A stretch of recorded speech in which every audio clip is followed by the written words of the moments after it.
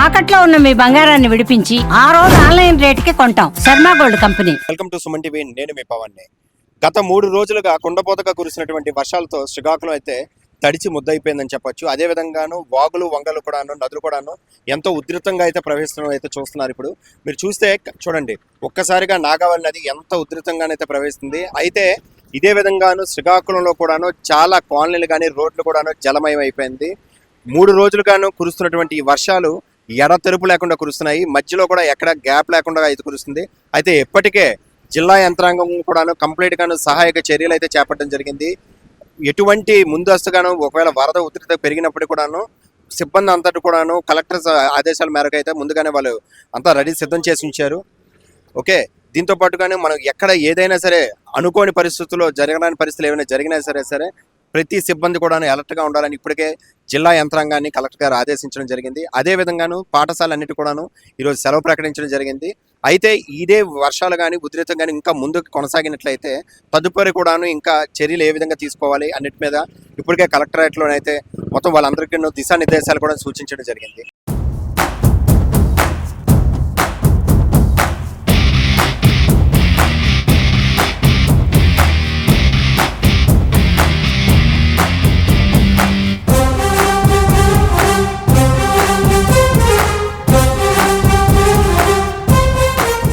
చిన్న వర్షం కానివ్వండి, పెద్ద వర్షం కానివ్వండి, వర్షం పడింది అనుకుంటే ఈరోజు ఆర్టీసీ ప్రయాణికులకి ఒక అవస్థలు అయితే తప్పట్లేదు. అది ఏ విధంగా చేరుకున్నది అనుకుంటే చూడండి, ఈరోజు మన శ్రీకాకుళం ఎంత దీన స్థితిలో ఉంది. ఆర్టీసీ కాంప్లెక్స్ చూస్తే డైరెక్ట్గాను కాంప్లెక్స్ లోపలికే వాటర్ వచ్చేసే పరిస్థితి ఉంది.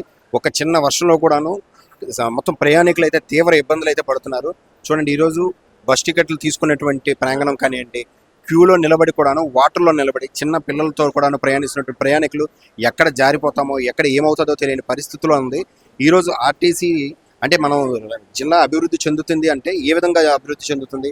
ఒక తేలికపాటి వర్షం పడినప్పటికి కూడాను ఈరోజు తడిసి ముద్దవుతున్నటువంటి ఆర్టీసీ మొత్తం మోకాల లోతులో కూడా నీరు నిండిపోయినటువంటి పరిస్థితి ఈరోజు మొత్తం విజువల్లో చాలా క్షుణ్ణంగా అయితే మనం చూడడం అవుతుంది. మేము ఈ శ్రీకాకుళం జిల్లాలోనే ఎప్పుడు ఉంటామండి.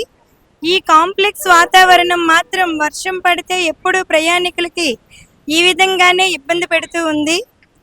ప్రతి నిత్యము ఈ విధంగానే వర్షాలు పడినప్పుడు కొంచెం వర్షమైనా ఇలాగే ఉంటుంది, ఎక్కువ వర్షమైనా ఇలాగే ఉంటుంది.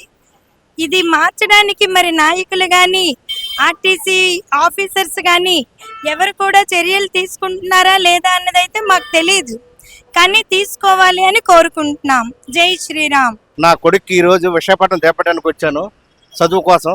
ఈ రోజు ఈ పరిస్థితి ఇలా ఉందంటే ప్రజలు ఏం చేయగలరు చెప్పండి సార్? ఒకసారి ఏం చేస్తారు సార్? ప్రజల చేత ప్రజలు ఎన్నుకోబట్టి ప్రజాప్రతినిధులే దీన్ని పట్టించుకోకపోతుంటే మనం ఏం చేయగలం చెప్పండి?